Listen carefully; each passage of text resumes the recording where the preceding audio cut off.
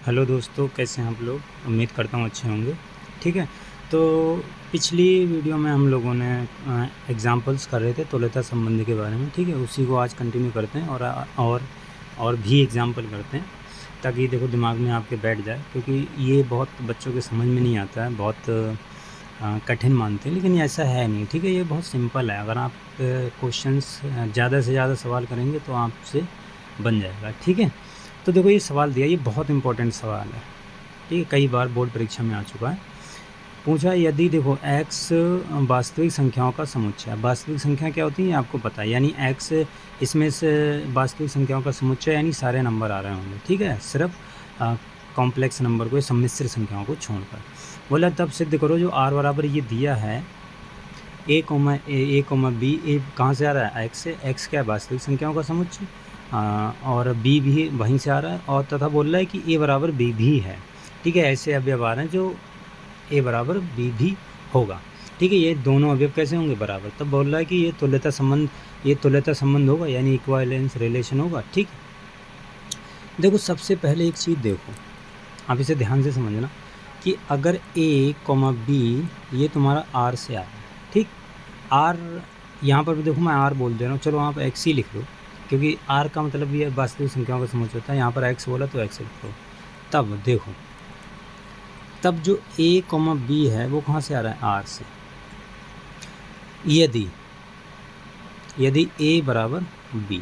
ठीक है, यदि a बराबर b। अच्छा, अब एक बात ध्यान से समझो, पहली चीज़ के लिए संबंध जो है वो तुम्हारा सममित है।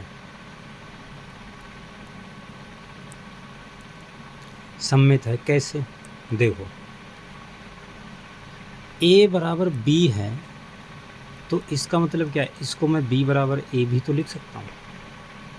भाई a बराबर b है तो b बराबर a भी लिख सकता हूँ। अब देखो, अगर a, b r से आ रहा है तो इसको मैं ऐसे लिख सकता हूँ। देखो, a बराबर b है, b बराबर a है, तो a की जगह पे b लिख दो और b की जगह पे a लिख दो। लिख सकते हैं भाई, a बराबर b है और b बराबर a है, तो a बराबर b लिख दिया, b बराबर a लिख दिया। ये भी देखो r में से आएगा। अब हमें सममित के लिए क्या सिद्ध करना होता है कि अगर x, y r में है तो y, x भी r में होने चाहिए। तो देखो, a, b r में आ गया तो b, a भी r में है, तो ये तुम्हारा कैसा हो गया, सममित हो गया। अच्छा, दूसरा क्या है, देखो समझो ध्यान से। देखो, a,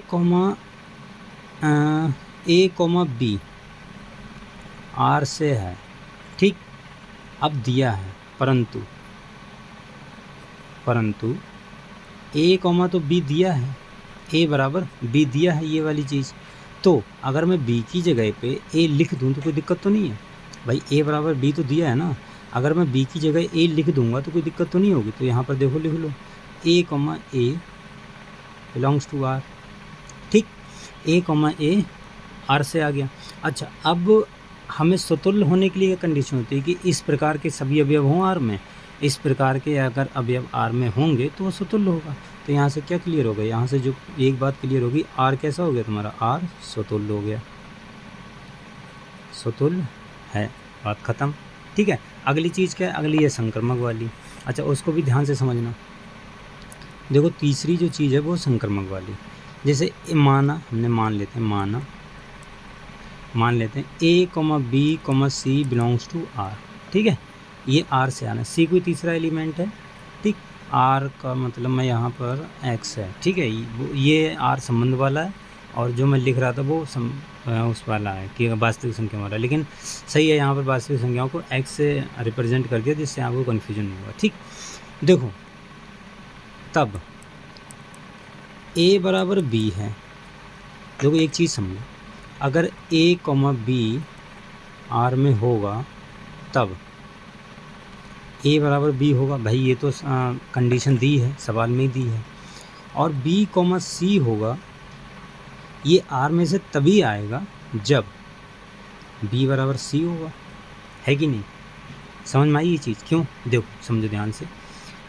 यहाँ पर मैं ऊपर ले चलता हूँ आपको। इसमें देखो, इस वाले संबंध में वही अवयव आ रहे हैं जो दो मतलब वही अवयव आ रहे हैं इस प्रकार के कि a, b है या b, c है, जब ये दोनों आपस में कैसे होंगे, बराबर। ये देखो दी है, बराबर होंगे तभी ये अवयव आ रहे हैं।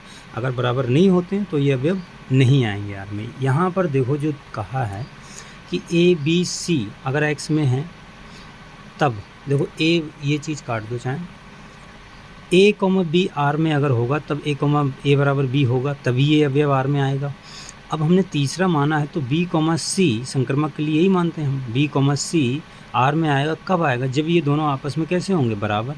अच्छा एक चीज़ यहाँ से देखो, चूँकि देखो a बराबर b है एंड b बराबर c है, तो यहाँ से मैं कह सकता हूँ, देखो a बराबर b है और b बराबर क्या है, c, तो मैं यहाँ से कह सकता हूँ कि a बराबर c होगा। भाई a बराबर b बराबर क्या है, c, तो a बराबर c बोल सकता हूँ। अब a बराबर c कब होगा, a बराबर c कब होगा, यानी a, c r में ऐसा लिखा हुआ होगा कहीं पर, तभी तो a बराबर c होगा।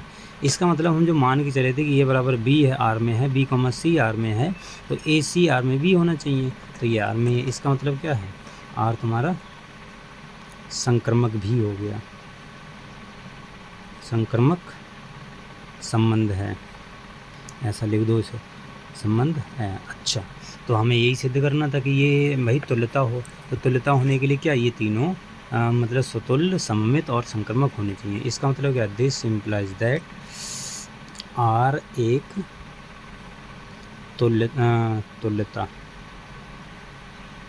तुल्यता संबंध है, ठीक है।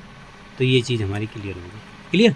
अच्छा अगली वीडियो में देखो हम अगर एग्जांपल्स करेंगे तो एग्जांपल्स करेंगे, एक दो एग्जांपल्स और हैं अच्छे वो भी कर लेंगे, ठीक है। तब तक के लिए इतना ही, आप इसे अच्छे से पढ़िए और कोई दिक्कत हो तो कमेंट्स में आप पूछ सकते हैं। चलिए मिलते हैं अगली वीडियो, तब तक के लिए बाय।